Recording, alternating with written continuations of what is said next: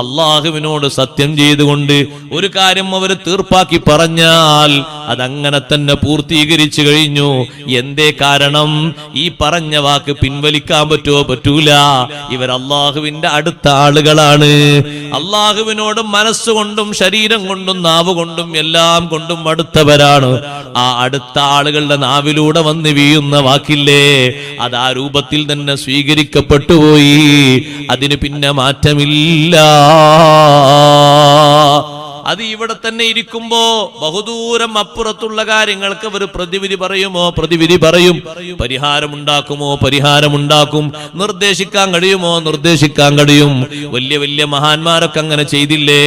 ഔലിയാക്കളെ കൂട്ടത്തിൽ നേതാക്കളായ ബഹുമാനപ്പെട്ട ഉമർ ഇബ്നുൽ ഖത്താബ് റളിയല്ലാഹു അൻഹു അല്ലേ, സ്വഹീഹായ സംഭവമല്ലേ, ധാരാളം ഗ്രന്ഥങ്ങളിൽ ഉദ്ധരിക്കപ്പെട്ടതല്ലേ. മദീന പള്ളിയിൽ വെള്ളിയാഴ്ച ഖുതുബ നിർവഹിച്ചു കൊണ്ടിരിക്കുമ്പോ നിങ്ങൾ നോക്ക്, ഖുതുബ നിർവഹിച്ചു കൊണ്ടിരിക്കുന്നതിനിടയില് ഉമർ റളിയല്ലാഹു അൻഹുവിന്റെ നാവിൽ നിന്ന് ഖുതുബ കേൾക്കാൻ വേണ്ടി വന്നവരോടല്ലാത്ത ഒരു ശബ്ദം.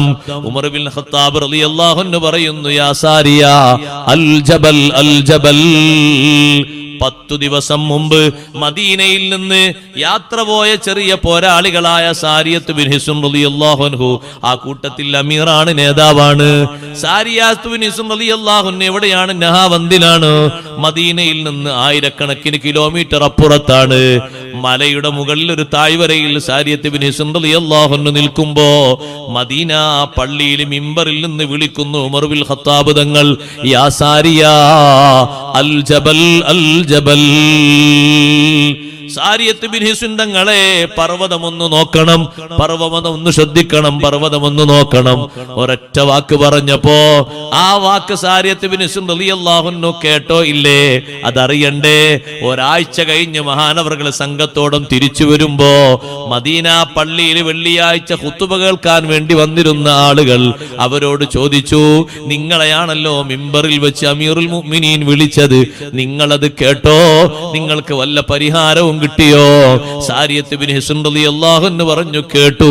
കേട്ടു എന്ന് മാത്രമല്ല, അങ്ങനത്തെ ഒരു ശ്രദ്ധ അന്ന് കിട്ടിയില്ലായിരുന്നുവെങ്കിൽ എന്റെ കൂടെയുള്ള ഈ അനുചരന്മാർ ഒറ്റൊന്നും ബാക്കിയുണ്ടാകൂല. അത്രയും തന്ത്രപരമായി ശത്രുക്കൾ ഒരു ഭാഗത്തുകൂടെ കുതിച്ചു കയറുന്നുണ്ടായിരുന്നു. ഉമർ ഇബ്നുൽ ഖത്താബ് റളിയല്ലാഹു അൻഹു നോക്കുന്നത് എങ്ങോട്ടാണ്? അതിനിടയിൽ മലകളില്ലേ, കുന്നുകളില്ലേ, മരങ്ങളില്ലേ, കെട്ടിടങ്ങളില്ലേ, മദീന പള്ളി തന്നെ മറയല്ലേ. പക്ഷേ ഫൈദാ അഹ്ബബ്തുഹു, ഖുദ്സിയായ ഹദീസിലൂടെ പഠിപ്പിക്കപ്പെട്ടില്ലേ? ഹദീസിന്റെ സ്വീഹത്തിന് കുറവൊന്നുമില്ല. ഫൈദാ അഹ്ബബ്തുഹു കുന്തു സമഅഹുല്ലദീ യസ്മഉ ബിഹി വബസറഹുല്ലദീ യബ്സുറു ബിഹി വയദഹുല്ലതീ യബ്തിശു ബിഹാ വരിജ്ലഹുല്ലതീ യംശീ ബിഹാ.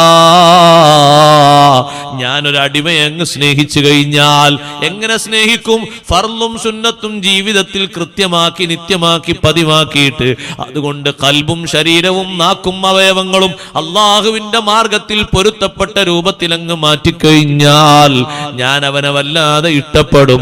ഇഷ്ടപ്പെട്ടു കഴിഞ്ഞാലോ അവൻ കേൾക്കുന്ന കേൾവി ഞാനാകും, അവൻ കാണുന്ന കാഴ്ച ഞാനാകും, അവൻ പിടിക്കുന്ന കൈ ഞാനാകും, അവൻ നടക്കുന്ന കാല് ഞാനാകും. എന്താണ് അതിന്റെ അർത്ഥം? ദൂര അടുപ്പ വ്യത്യാസമില്ലാതെ ഏതും കേൾക്കാൻ കഴിയും, ഏതും കാണാൻ കഴിയും, ഏതും നിയന്ത്രിക്കാൻ കഴിയും, എത്ര ദൂരത്തേക്കും നടന്നെത്താൻ കഴിയും. അവർക്ക് വാഹനങ്ങൾ വേണ്ട, അവർക്ക് സംവിധാനങ്ങൾ വേണ്ട, ആധുനിക യുഗത്തിലെ സൗകര്യങ്ങളൊന്നും വേണ്ട.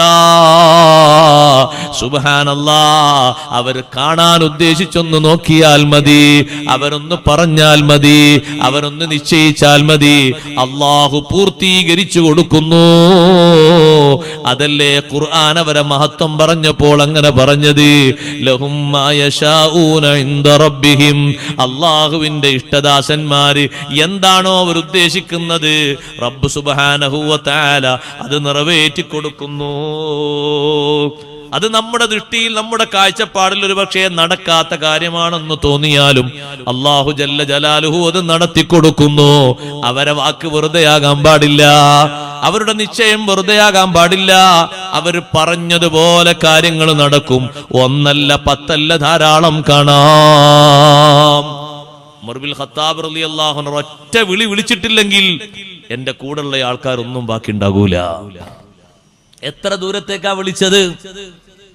എത്ര ദൂരത്തേക്ക് വിളിച്ച വിളിയാണ്? മദീന പള്ളിയുടെ മിമ്പറിൽ ഖുത്ബോദിന്റെ ഇടയിൽ നോട്ടം എങ്ങോട്ടാണ്?